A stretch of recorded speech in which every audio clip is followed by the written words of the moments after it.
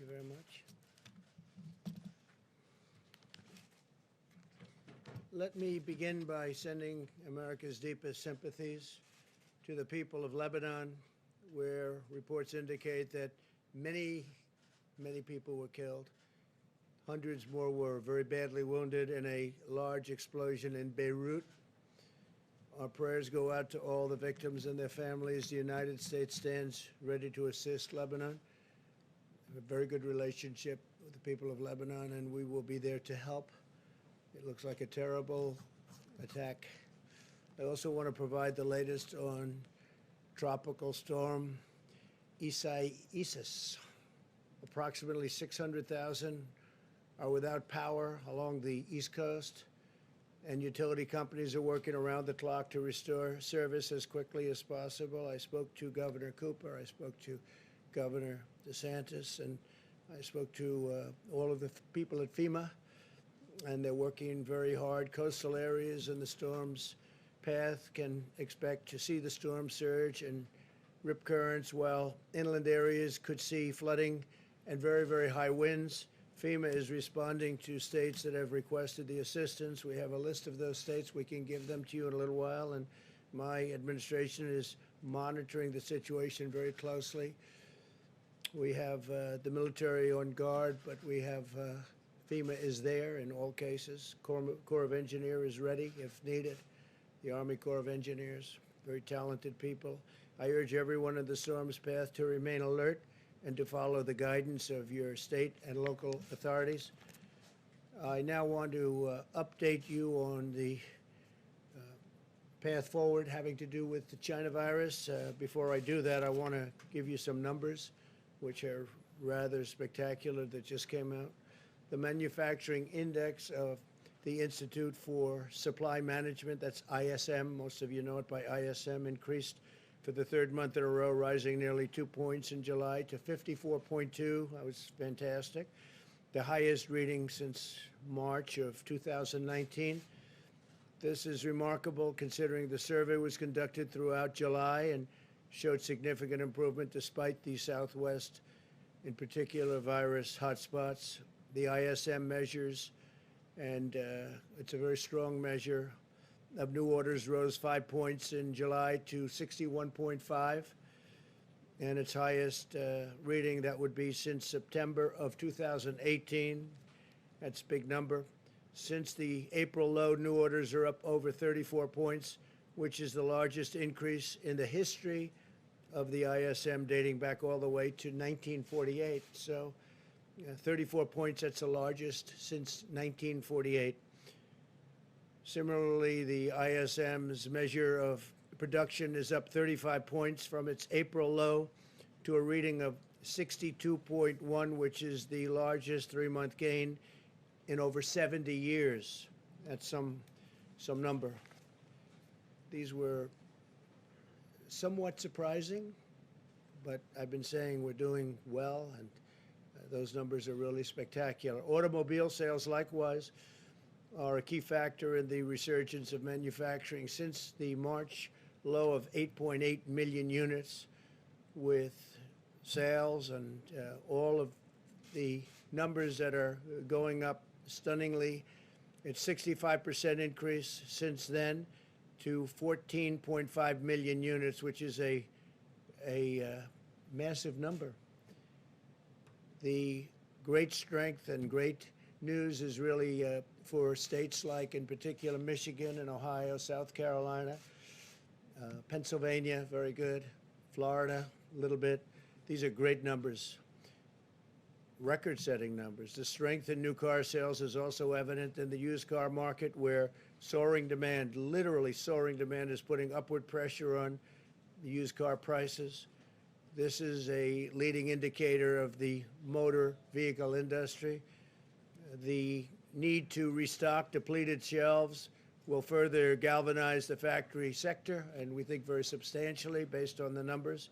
We're very, very happy with these numbers, and I think most people are anywhere from surprised to shocked by these numbers in a very positive way. Economy-wide inventories crashed at a near $320 billion annualized rate last quarter, crash in that case means a good thing, not a bad thing. That's the largest drop ever on record, ever. Home builder sentiment likewise is soaring, as our home sales sentiment is now higher than last year, and new homes recently made a 13-year high. So we have a 13-year high in new home construction. New business applications are very strong. That just came out. The widely followed Atlanta Fed GDP, and it's something that they have just come out with now, forecasts the new data point and incorporates it into quarterly estimates. It looks like it's showing a 20% annualized growth in the current quarter. So 20% in the current quarter, we'll take that all day long. Let's see if that's right. That's a projection. So we'll see if that's right. The Atlanta Fed, very respected. The virus, back to that, we are continuing to monitor and monitor in particular hotspots across the south, southwest, and the west. And we're seeing indications that our strong mitigation efforts are working very well, actually, especially to protect those who are most at risk, which has really been our primary focus for ever since we've gotten to understand this horrible, horrible plague that's been unleashed in our country by China. As of yesterday, cases are declining in 70% of the jurisdictions compared to 36% last Monday. That's a big, big number.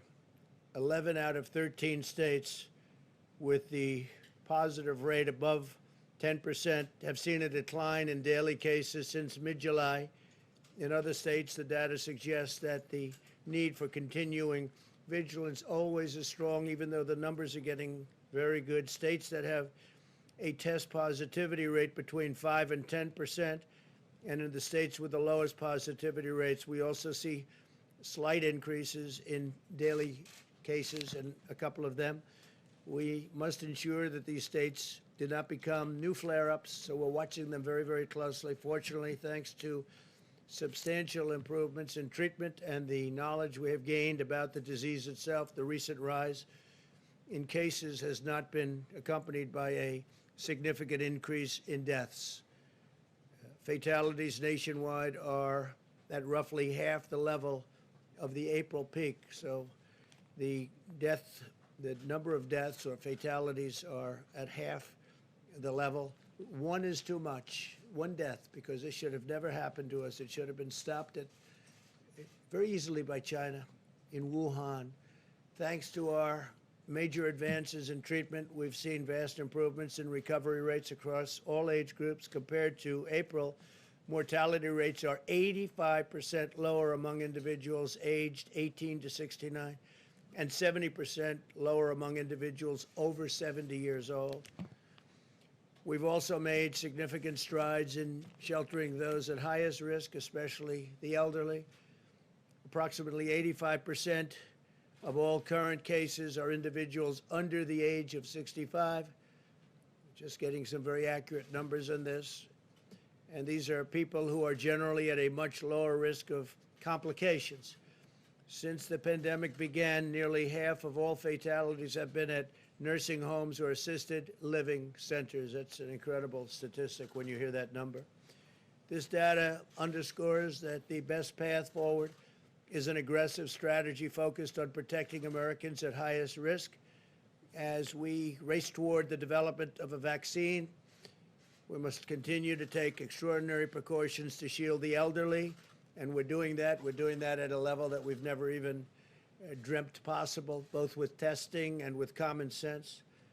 And those with underlying conditions, especially the elderly with the underlying, whether it's heart or diabetes, they seem to be the two most predominant conditions that cause tremendous problems, while allowing those at lowest risk to carefully return to work and to school. Where embers flare up, we must engage immediately, and that's what we're doing. This is the science-based approach, and that's good with us, working very hard on that. An extended lockdown would fail to target resources at the highest risk populations while inflicting massive economic, pain, long-lasting damage on society and public health as a whole. So there won't be lockdowns, but we watch specific areas. We're very careful, and we're putting out embers, we're putting out flames. When you look at what's happening with Miami, and the numbers are going down, but Florida is going down very significantly. Texas and California are going down rather significantly. On telemedicine, as we discussed the last time, and as I said numerous times during this day, it's an incredible thing that's happening. A central part of our effort to protect the elderly is to greatly expand access to telehealth so seniors can be treated from the safety of their homes. And that's what's happening. The number of Medicare beneficiaries using telehealth increased from roughly 14,000 a week to nearly 1.7 million. So from 14,000 to 1.7 million per week in total. 10 million Medicare beneficiaries have accessed telehealth services since the pandemic began. That's a tremendous thing that's happened with telehealth. As we shelter those at high risk, we are also pouring every resource at our disposal into the development of therapies and vaccines. 2 vaccine candidates are currently in the final stage of clinical trials, with several more vaccine candidates entering phase 3 in the coming weeks. And you've read and seen what's happened today. Today's news was very exciting. Through Operation Warp Speed, we're also mass producing all of the most promising vaccine candidates, and we're determined to have a vaccine very quickly. We think we're going to have something very soon. We have great companies. These are among the greatest companies in the world. But right now, they don't like me so much because I'm forcing them to drop drug prices, prescription drug prices, very massively. Some of these companies are involved in that. Some of them aren't. We're having a tremendous, you'll see a tremendous drop in price. We're using favored nations. We're using the rebates. We're using everything. So long I've heard about how wealthy the middlemen are. They call them the middlemen. And they are very wealthy. Nobody even knows who they are, but they're very wealthy people. And we're doing the rebates. We're doing purchases from other countries, like Canada, which buys drugs for much less money than the United States is allowed to under a very bad system. I don't call it archaic. I call it bad because it's meant really for drug companies to get higher prices.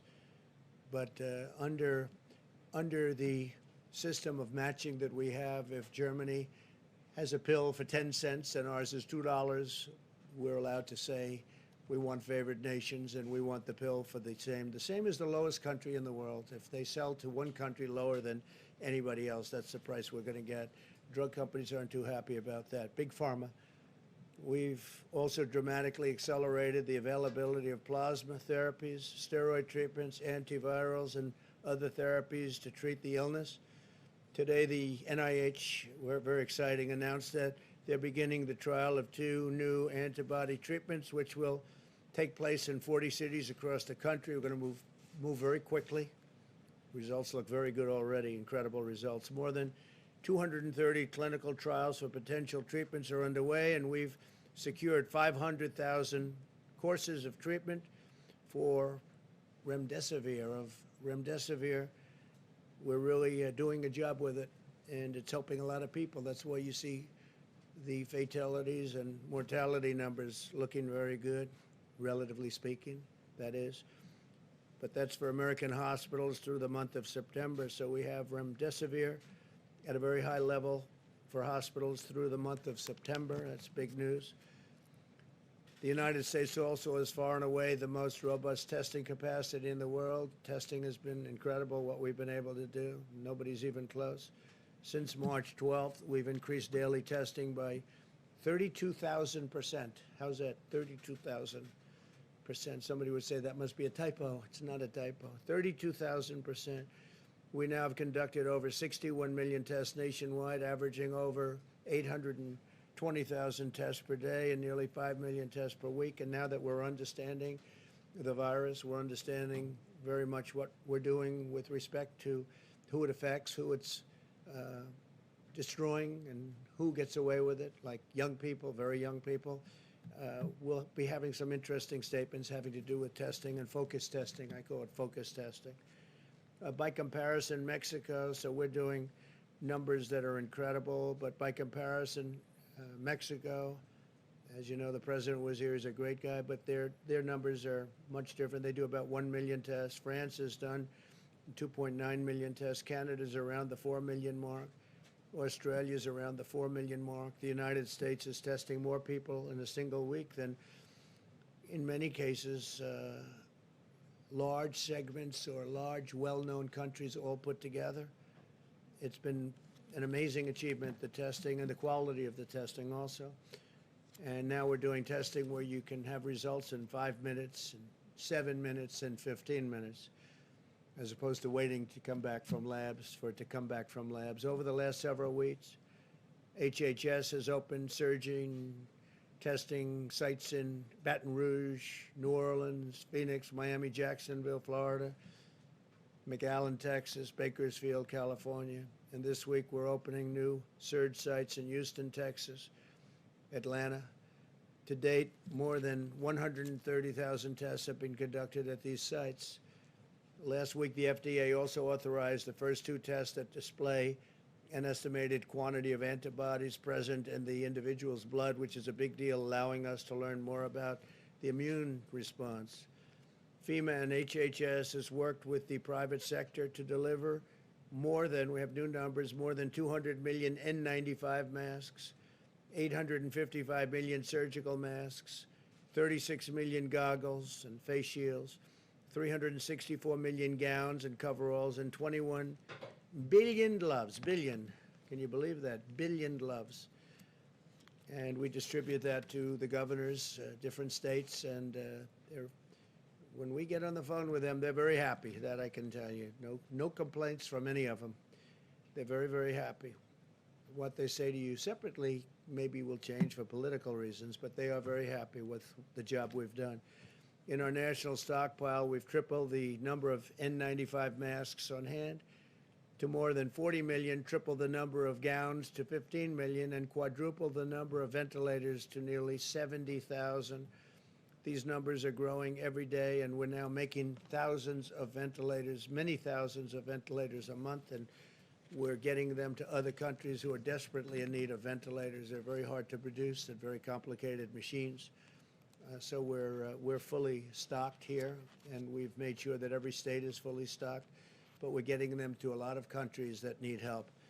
We'll continue to work with the governors and local authorities to help them ensure significant hospital capacity, protective equipment, supplies, and medicine. I'm more confident than ever that we will get a vaccine very soon, and we will defeat the virus. And I want to thank you all for being here. We'll take a few questions. Yeah, please. Yeah. I wanted to ask you about Kodak. You had a big announcement the other day about getting Kodak into the pharmaceutical business, but the SEC is now investigating what happened. Can you say a word or two whether you think that there might have been some kind of a problem in terms of how those arrangements were made? Is there any grounds for concern from your perspective? No, I don't know. I wasn't involved in the deal. The concept of the deal is good, but I'll let you know. We'll do a little study on that. We'll find out. If there is any problem, we'll let you know about it very quickly. But I wasn't involved in it.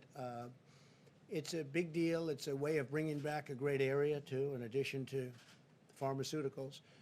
Kodak has been a great name, but obviously pretty much in a different business.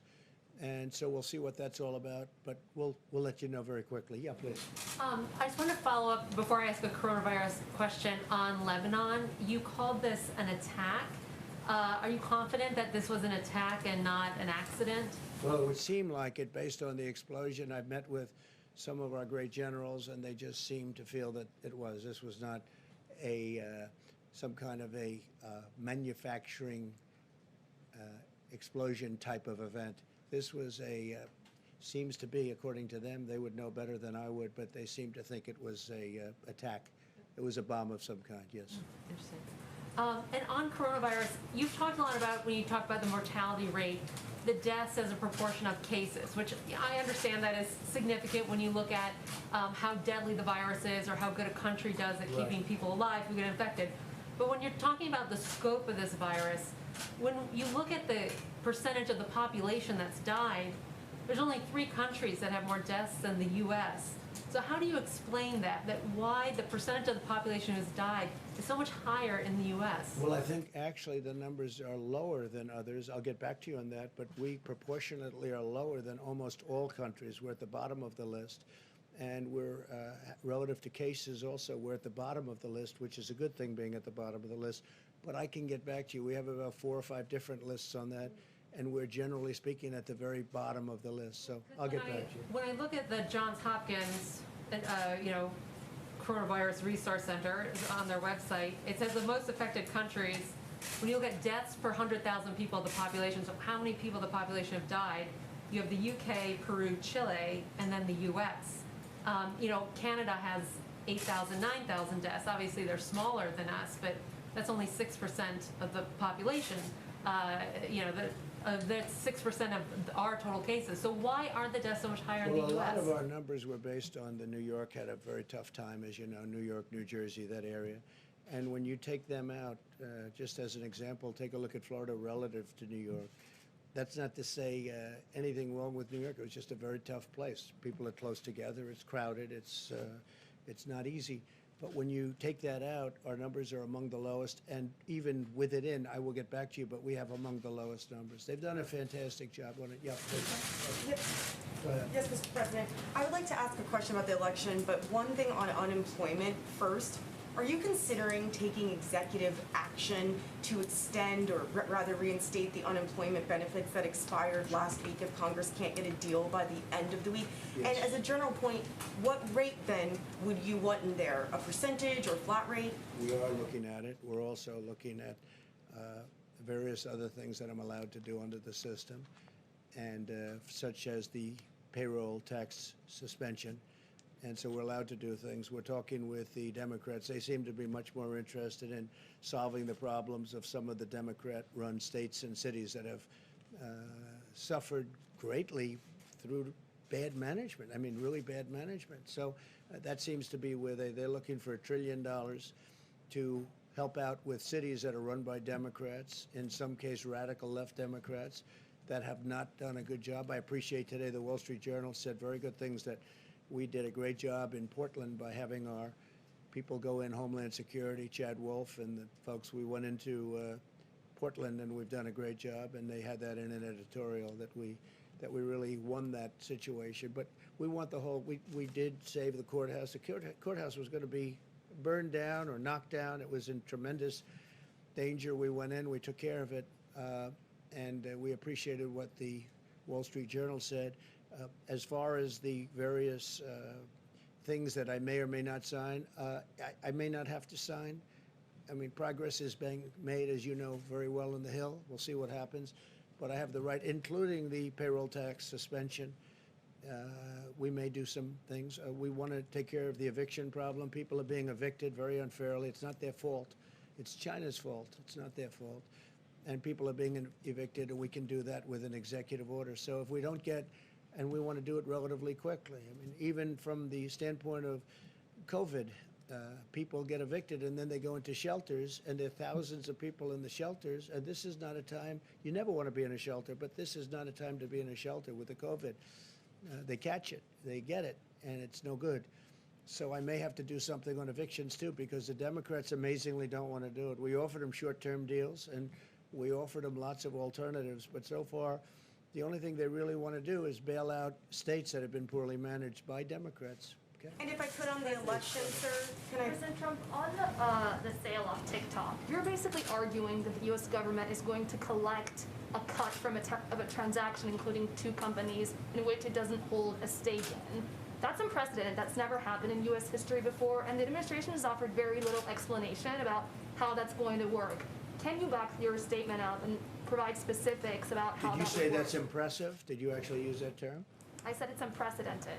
Oh, well, it's almost the same thing. Not quite. I like it. I like impressive. I like impressive. Not quite. Close. So TikTok. TikTok is very successful. It does tremendous business in the United States. People are riveted by it. I mean, I have many friends, when they saw that announcement, they're calling. I think their kids love it. They don't, because they don't get to see their kids anymore. But they are. It's an amazing thing, whatever it may be. And I told Microsoft, and frankly others, if they want to do it, if they make a deal for TikTok, whether it's the 30% in the United States or the whole company, I say it's okay, but if you do that, we're really making it possible because we're letting you operate here. So the United States Treasury would have to benefit also, not just the sellers. And I said, inform, very simple. I mean, we have all the cards because without us, you can't come into the United States. It's like if you're a landlord and you have a tenant, the tenant's business needs a rent, it needs a lease. And so what I said to them is whatever the price is, a very big proportion of that price would have to go to the Treasury of the United States. And they understood that, and actually they agreed with me. I mean, I think they agreed with me very much. Yeah, please, in the back.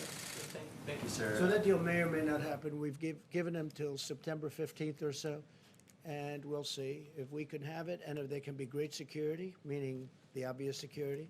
Microsoft would be a company that would be good in that respect, or approved in that respect at many levels, including working with the Department of Defense, and they have very high-level approvals. So it would be good, but there are other companies also. Yes, please. Thank you, sir. Have you or anyone in the administration reached out to other companies aside from Microsoft to see if they're interested? No, we've had other companies call us. Microsoft called me directly, and we've had other companies call. I don't know where they are. It sounds like Microsoft is along the way of doing something. I don't blame them. It'd be, it's a great company. It's really a great company. But we cannot take the security risks of any of those companies, including Huawei, which, as you know, we put a halt to. But we can't take the security risk. I think our attitude on China has changed greatly since the China virus hit us. I think it changed greatly. It hit the world, and it shouldn't have. They should have been able to stop it. So we feel differently. I just don't know. When you lose so many thousands of people, and ultimately it'll be millions of people around the world.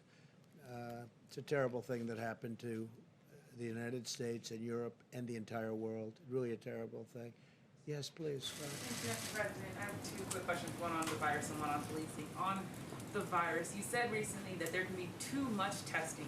Can you explain what the downside would be from testing too many Americans for the virus, and why you haven't provided a date by which all Americans might have the same kind of testing that we have here at the White House? Well, we do more testing than anybody in the world, as I explained, and I don't mean just a little bit. If you look at India, they're at about 11 million, and we're at 61 million. And there comes a point when you want to focus your testing in a different way. And we'll be announcing some. What we've done is incredible with the testing. Not only the testing, not only the number of tests, but also, very importantly, the quality of the test and the machinery itself to do the testing. Nobody thought it would be possible to get a 5-minute and a 15-minute result. That's a very accurate result, and we do with Abbott. Abbott Laboratories has done a great job. Many of these companies have done an incredible job. So we're looking at that very strongly, and we're looking at doing something that if we do it, look, right now what the testing is doing is helpful, but we're spending massive amounts of money, and we want to have it channeled very accurately. We want to be able to help the most people we can. But we are testing at a level that no country in the world, and I've spoken to the leaders of the world, and they'll ask me about it, no country in the world thought it would be, it's even believable that we're able to test so much. 61 million versus, most countries don't even test. When they test? When somebody's feeling badly. If somebody's feeling badly, they're symptomatic, that's when they test. And that's a big difference. With us, we go around and looking, because if we find spots, we find hot spots. One problem is, from the standpoint of the media, we end up with far more cases than we would normally show. So it's, as I called it the other day, and a statement, I said it's called media gold. For the media, it's gold. But the truth is, we've done an incredible job in testing. Nobody in the world has done the job. Other leaders have told me the same thing. They can't believe we were able to do it. And we will continue, but we want to really be able to test very specifically the people that are in most danger, most in need. Please, Please, go ahead. Thank you, Mr. President. I wanted to ask you first about what you tweeted out earlier today in regards to Florida. and your comfortableness as it relates to mail-in ballots Yeah. for Florida. Okay, I'm glad Why- you're asking. Why does that apply to Florida and it doesn't apply to mail-in balloting across the country? So Florida's got a great Republican governor, and it had a great Republican governor. It's got Ron DeSantis, Rick Scott, two great governors. And over a long period of time, they've been able to get the absentee ballots done extremely professionally. Florida is different from other states. I mean, in Nevada, where you have a governor, he said, let's just send out millions of ballots, and the post office cannot be prepared. I haven't spoken to the post office about it, but I don't know how they could possibly be prepared. Florida has been working on this for years, and they have a very good system of mail-in, and that would be absentee or even beyond absentee. So in the case of Florida, there aren't too many people that would qualify. They're so well-run. Florida's a very well-run state, low taxes, low everything. They've done a great job, really a great job. And the two governors, between the both of them, they've really got a great system of absentee ballots, and even in the case of mail-in ballots, the postal services are built up there. You know, it takes a long time. When you look at the Carolyn Maloney election, I think and I'll give you the story, I think you have to do that election over. That election's no good. You have to take a look in New York. They have thousands of ballots. They don't know what happened to them. Is there fraud? It's a disaster. And that's only for a relatively small number of ballots. But I think they have to do the election in New York over. The Times wrote a big story about it yesterday, front page story. It's a disaster. It's a mess.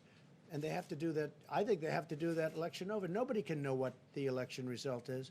So in the case of Florida, they've done a great job. They've had tremendous success with it. But they've been doing this over many years, and they've made it really terrific. So for Florida, you can mail in your ballots. You don't have to go. In maybe a couple of other states, they've worked out a system. But this took years to do.